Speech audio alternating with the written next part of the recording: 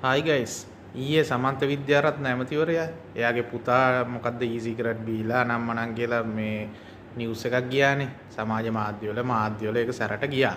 එතකොට CID ගිහිල්ලා ළමයින් අල්ලගන්න එපා අපේ තරහා දරුවන්ගේ පිටින් යවන්න එපා එන විස්තරයක් මම දැක්ක මාධ්‍යට කියලා තිනවා CID එකටත් පැමිණිල්ලක් දාලා. මට මේක කියන්න තියෙන්නේ මෙච්චරයි. ඕගොල්ලෝ ගහපු කෙබරවල හැටියට මහින්ද රාජපක්ෂ ඒ දවස්වල CID එක ඇතුලේ පදිංචි වෙලා ඉන්න ඕනේ. හරිද? ඕගොල්ලෝ දරුවෝද ඕගොල්ලන්ගේ මඩ බලකායවල දාලා දරුවන්ට ගහපු ගෑලි වල හැටියට හරිද මේ කියලා තියෙන මොකක් හරි වෙච්ච සිද්ධියක් පිළිබඳව. හොඳේ.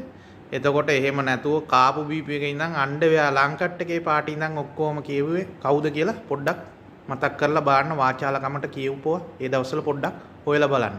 ඕගොල්ලෝ කියපු කෙබරවලට මහින්ද රාජපක්ෂ CID පැමිණිලි දාන්න හිටියනම් CID එක ඇතුළෙම සති ගණන් තමයි ඉන්න වෙන්නේ. මොකද ඒ තරම් ඕගොල්ලෝ බොරු කිව්වා. දැන් අනිත් පැත්තට ඒ වෙනකොට ටිකක් අමාරුයි නේද? එහෙම තමයි. දෙයියන්ගෙම පිහිටයි.